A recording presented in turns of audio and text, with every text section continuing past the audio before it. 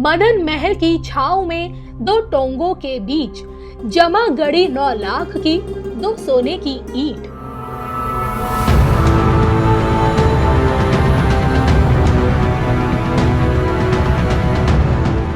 गौरवशाली अतीत जिसका रहस्य से भरा उसका वर्तमान, प्रेत आत्माओं का वास है जहां वहां खजाने की है तलाश।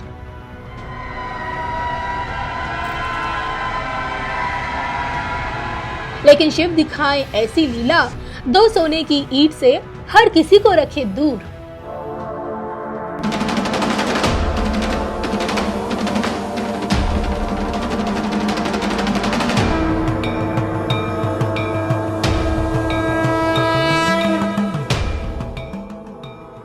राजा रानियों से जुड़ी कहानियों में अगर खजाना आ जाए तो सुनाने वाले और सुनने वाले दोनों की दिलचस्पी बढ़ जाती है। धर्म ज्ञान से मैं कविता राणा आज आपको लेकर चलूंगी एक ऐसे महल में जिसका इतिहास तो देखिए गौरवशाली है, लेकिन हमारे और आपके लिए वो जगह रहस्यों से भरी पड़ी हुई है। जी हाँ, एक ऐसा महल जहाँ दबा है महादेव का खजाना, एक ऐसा महल जहाँ उस खजाने की रक्षा एक रहस्यमय साया कर रहा है, एक ऐसा महल जहाँ से हर रोज डरावनी आवाजें आती है, फिर भी वहाँ मिलती है लोगों की मौजूदगी। तो चलिए गौंड राजाओं के मदन महल किले की ओर। भारत के नक्शे पर मौजूद मध्य प्रदेश, और ये है मध्य प्रदेश का जबलपुर शहर।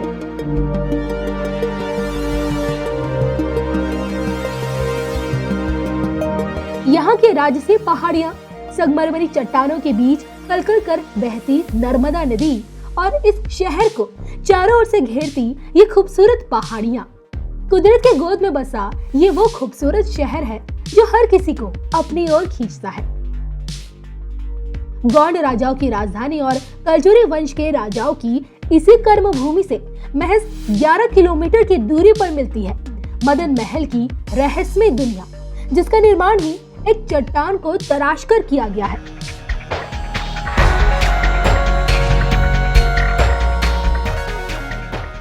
देश की राजधानी दिल्ली से करीब 850 किलोमीटर का सफर तय कर जैसे ही हमने मदन महल की सीमा में कदम रखा, हमने ये पाया कि मंजिल तो अभी दूर है और इस मंजिल तक पहुंचने के लिए अब हमें लेनी पड़ेगी 11 नंबर की गाड़ी और चढ़नी पड़ेगी 205 सीढ़ियां। हमारे कदम जैसे जैसे आगे बढ़ रहे थे, रानी दुर्गावती की वीरता की गवाही दे रहे मदन महल किले की रहस्यमय दुनिया को देखने की जिज्ञासा भी बढ़ती जा रही थी।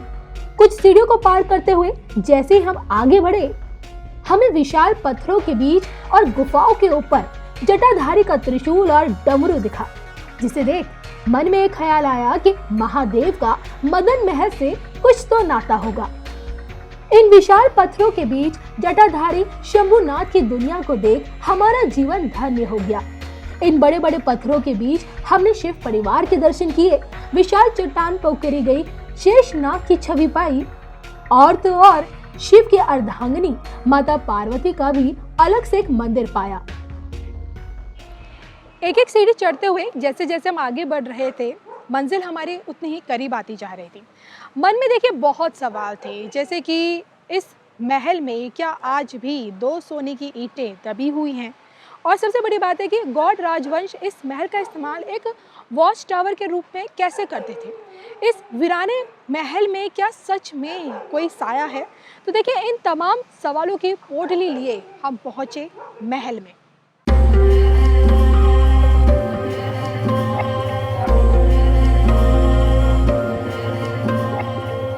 दो 205 सीढ़ियों का सफर तय कर हमारे एक कदम की दूरी पर था मदन महल किला और उसकी रहस्यमय दुनिया। चारों तरफ हरे भरे पेड़ पौधे और उस हरियाली के बीच एक बड़ी सी चट्टान पे खड़ा गौंड राजाओं का महल। एक बड़ी ग्रेनाइट चट्टान को तराश कर बनाए गए इस किले को देखकर ऐसा प्रतीत हुआ कि भले ही समय की मां ने आज इस महल को खंडर में तब्दील कर दिया है, लेकिन गौड़ वंश के समय इसकी भव्यता 7वें आसमान पर होगी। बाहर से दिखने में ये महल देश के अन्य किलों के तरह आम था। इसकी बाहरी संरचना में चूना, पत्थर, लखोरी ईंटों की झलक दिखी, तो वहीं जैसे ही हमने महल के भीतर कदम रखा, मदन महल की हिस्ट्री और मिस्ट्री दोनों को पाया। महल की भीतरी दुनिया 10वें गौंड राजा मदन शाह का शासनकाल और रानी दुर्गावती की वीरता की गवाही दे रही थी। महल का इतिहास कहता है 11वीं शताब्दी में जब इस महल की नींव रखी गई, तब 97वें गौड़ शासक मदन सिंह ने इस महल को अपने रहने का ठिकाना बनाया। राजा मदन शाह के बाद राजकाज की कमान राजा संग्राम सिंह को मिली।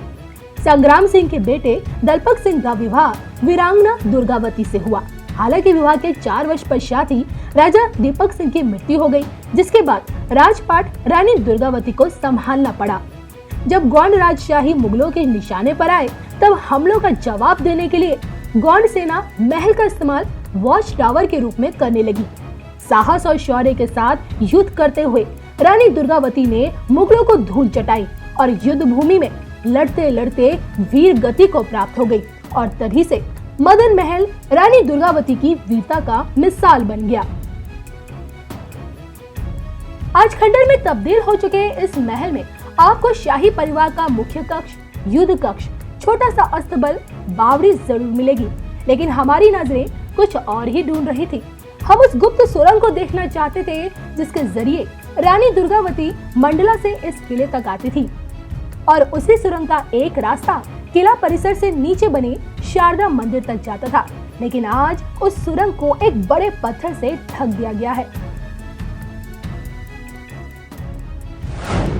पूर्णिमा की रोशनी से नहाए मदन महल में तब चमकता है छुपा खजाना। आज भी लोगों को है 2 सोने की ईंटों की तलाश। आखिर कब जाकर खत्म होगी ये तलाश?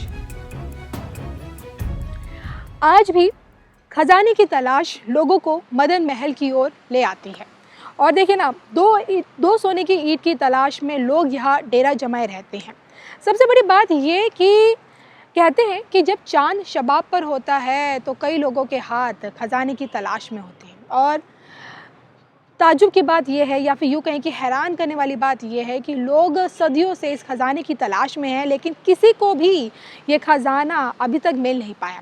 अब इसके पीछे 2 तर्क दिए जाते हैं। एक तर्क ये कि उस खजाने की रक्षा एक रहस्यमय साया कर रहा है, और दूसरा तर्क ये कि खजाने और भूत प्रेतों की जो ये कहानियाँ हैं, सिर्फ महल से जुड़ी किस्से और कहानियों से ही जुड़ी हुई है।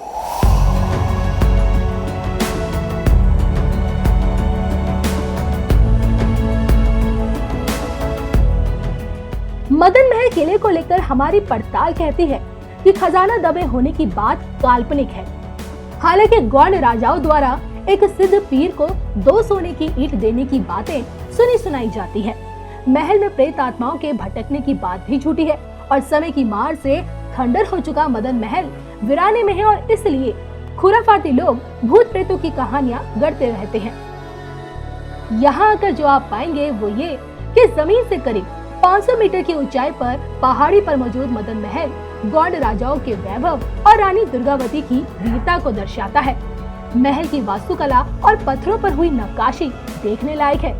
महल की चोटी से जबलपुर शहर की खूबसूरत तस्वीर भी देखने को मिलती है। और सबसे दिलचस्प बात ये कि भले ही खजाना दबे होने की बात काल्पनिक है, लेकिन 2 सोने की ईंटों की तलाश आज भी लोगों को इस महल की ओर खींच रही है।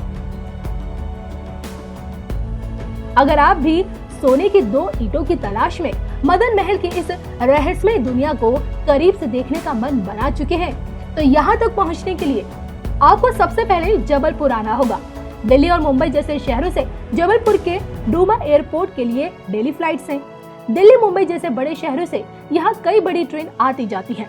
वाराणसी, आगरा, ग्वालियर, भोपाल, इंदौर, रायपुर, पटना, हावड़ा और जयपुर जाने वाली ट्रेनों का जबलपुर स्टॉपेज है। तो सड़क मार्ग से भी जबलपुर अच्छी तरह जुड़ा है। जबलपुर से NH7 गुजरता है, जो वाराणसी से कन्याकुमारी तक के कई शहरों को आपस में जोड़ता है।